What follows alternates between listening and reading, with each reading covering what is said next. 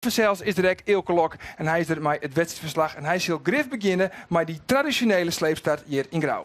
Dan leert Niemik al wat van Sjen en dat we in het wedstrijdverslag zelfs op een nij of we beginnen met die sleepstart. Die jongens starten baan, maar dat gaat onder de begintune van alles wat in Friesland nou deze zomer bad. Dat is het Fries volkslied.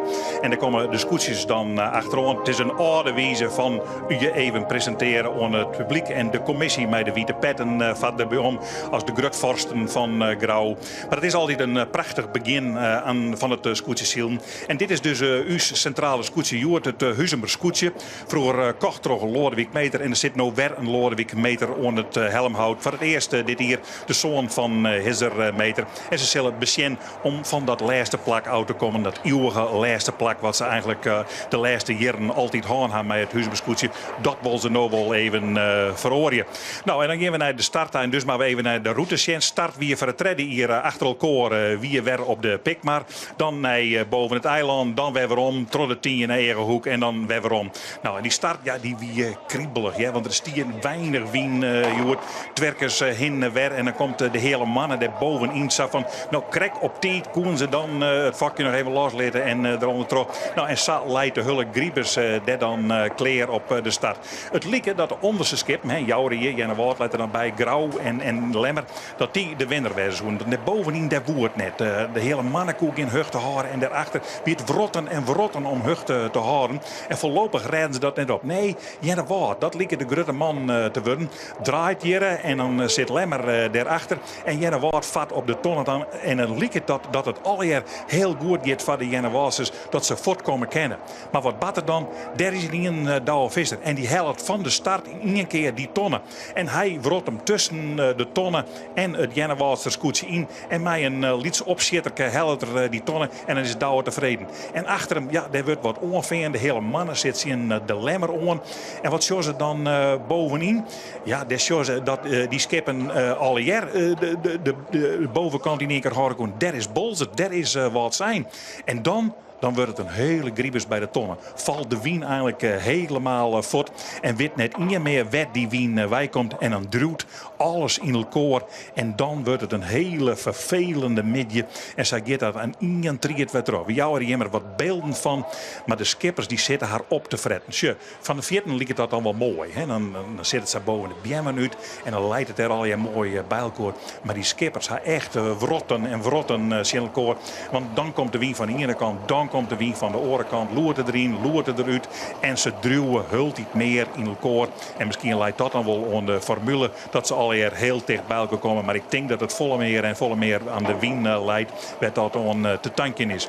Nou, Jenne Woord leidt hier bovenst. Die leidt dan ik weer onderst, zo nou en dan. En zo glier je dan de tier in van de wien. Het is een prachtig gezicht, al die scootjes bij elkaar. Het wie je hoort eigenlijk een showzielerijtje, zo'n beetje. Want je kon net rekken hier van de ene keer lees ik eerst en de andere keer lees ik leest. Lemmer, die liet het er dan het best uit te komen als ze die 10 teruggaan.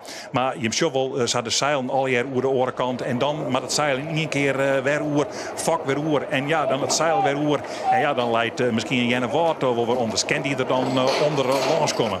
En zelfs de laatste van het klassement, of van deze wedstrijd, die op de Pikmar nog lijn. Dat ben Joure en Huizem. Die scoren ases weer helemaal in het gedrang. En die skippers, die sieren van binnen. Want die zitten, ik wil naar voren, ik wil weer uitzenden komen. Zie, deze beiden. Die lezen dan nog op een Pikmar, al die oren al terug de 10 binnen. Maar in een zucht zullen ze erbij wijzen. En dat zucht, dat is dan een stukje wien. Het is een mooi gezicht. En de vogeltjes maar zelfs aan de kant van de Lemmer. Als we dan eindelijk op de hier binnen. En dan komt er misschien een beetje slagorde. Lemmer leidt voorop, dan Grauw, dan Jouwer, dan wat zijn. En dan de Jouwer. En dan komt de rest.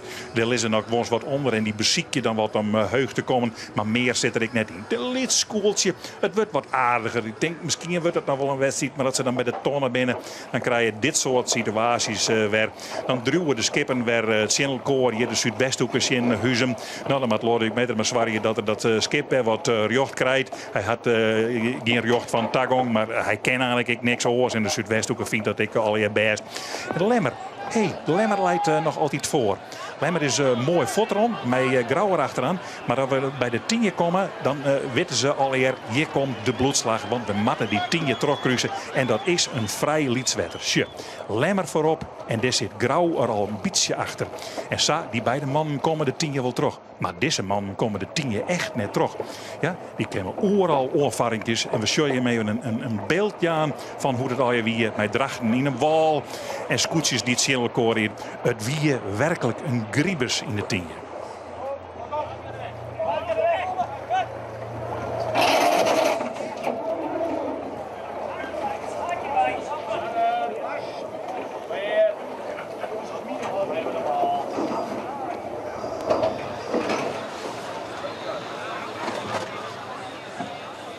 Dan zitten wij nog in de griebers in de 10 te filmen. En dan blijkt dat Jim hier op de pik. Maar het laatste slagje toch heel goed door in de Lemmer. Hoe heb je hem pakt?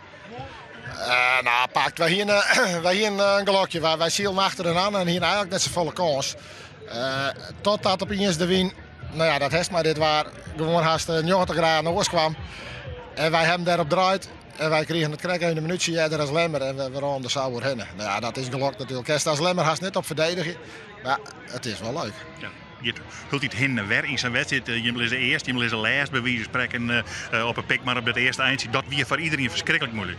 Ja, het bent een ontiegelijk moeilijke wedstrijd. En wij, als het voor ons hield, dan is het een mooie wedstrijd. Maar voor hetzelfde geldt, Heerenveen ben we in de 10 nog voorbij gaan volgens mij. Nou, als we nou even zeggen, die leidt last. Nou, dat is het Heerenveense scootje.